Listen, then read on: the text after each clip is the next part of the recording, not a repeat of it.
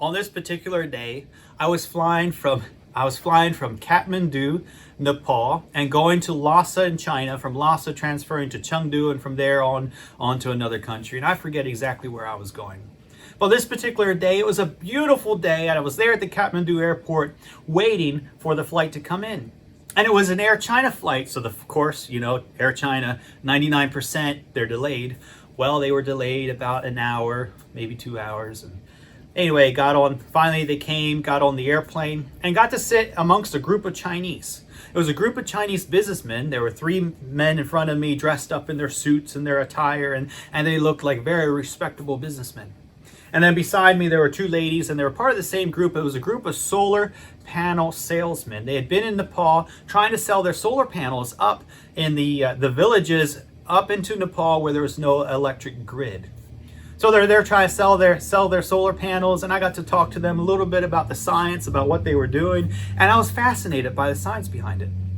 Well, we took off, and we fly, and we're about half an hour to 40 minutes into Lhasa. And our captain, when you fly up to Lhasa, first you got to fly east till you pass Everest, and just after Everest there's a little valley, and then you go north. And our pilot, I believe because of time, when he cut off that corner to go up to Everest, he cut the corner very sharp, and I could look out my window and I could see Everest, and it was the most beautiful, clear day. And that was the closest I've ever flown to Everest. It was so close, it felt like I could almost reach out and touch it. Well, we got to within 30 to 40 minutes of Lhasa, and we hit turbulence. Now, it was a crystal clear day, but somehow the sun against the snow of the Himalayan mountains had caused lots of unseen turbulence. And when I looked front, you could see the fuselage of the airplane. It was twisting. And then I looked out, I looked at the wings, and those wings were flapping like a bird. And it looked like they were almost ready to snap off. Well, I looked at the ladies beside me. They were a little bit upset, and they didn't know quite what to do with their hands. Sometimes their hands would be up on the seat, grabbing the seat in front of them. Sometimes they'd be grabbing the armrests. And in front, there was those 3 businessmen. They were wearing their suits, but their hair was just drenched with sweat. It was dripping down.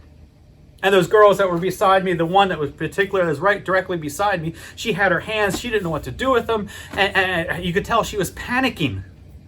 And I'm there trying to be as calm as I can as I grip the armrest and just sitting there.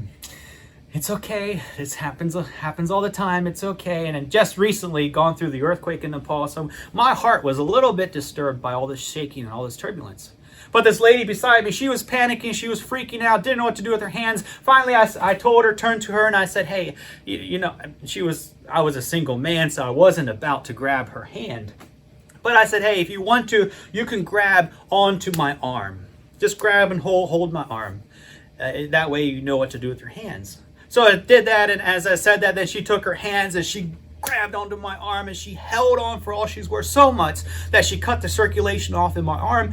And I got to the point where I was almost disappointed that I had told her she could grab my arm. But that was okay. She calmed down when she could grab my arm, and she could calm down, relax a little bit. And we were trying. The airport in Lhasa is about 12,000 feet high, and there's mountains around it that are 20,000 feet. So you have to go into the little valley before you land at Lhasa and turn around and somehow put the airplane down into that valley. Well, our pilot was fighting this. He came into that valley, but just like that, a gust of wind would blow our airplane around, and he would abort, go around, do another come around and try again. Well, he did this several times, and I started to get a little worried because I know that each time he does that, it is burning very valuable fuel. Well, then we're on our last approach, and he comes around, and he cuts the corner sharp. Well, in an airplane, when you turn, you bank. And when you bank, the surface area of your wings are less.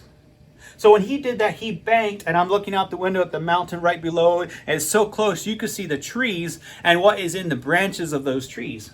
And as he banked, we bank, and then you could feel us falling because our surface area became less. And just like that, we hit an air pocket or something. The whole airplane went sliding down, and it happened so fast that all our hearts were still up there in the sky. At least that's what it felt like.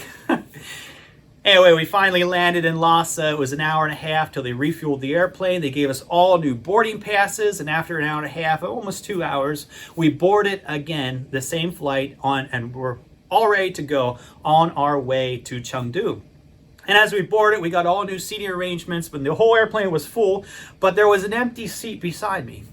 And as I boarded, I got to thinking, I wonder who is going to be sitting beside me, and kind of prayed, Lord, I hope nobody's beside me so that I could rest, sleep the rest of the flight on into Chengdu.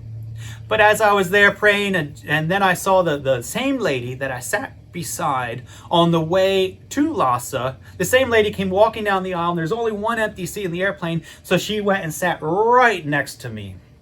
And so I apologized. I said, Lord, I'm sorry for praying that prayer. I don't know what you have for me here, but I hope I can be a witness to this young lady. Well, we started, we take off from Lhasa, and when we do that, the airport's sitting down a little valley. But as soon as we go above the mountains in that little valley, we hit that major turbulence again. And that turbulence was the most turbulence I've ever felt and ever have felt up until this point. It was the worst turbulence. And our airplane was like a kite flying in the sky. We hit that turbulence. It was dreadful. Well, I turned to the lady, and she's there again with her arms. She don't know what to do with her hands, whether to hold the armrest or to hold the headrest of the seat in front of her, to put her head down. And so I point to my arm again and said, yeah, you want to grab a hold again? And she did that. She took her hands and latched onto my arm and grabbed and squeezed for all she's worth. But that helped her calm down and helped her to relax. And then she said, why are you so relaxed? Why do you have so much peace?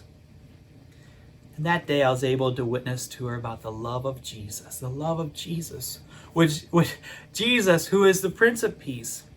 And even in the midst of all these trials and troubles and all this turbulence, I could relax and I could say, I trust in God.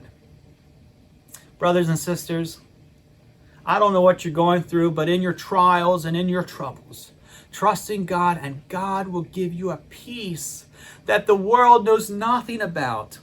But it's that peace in Christ. That's true peace. God bless.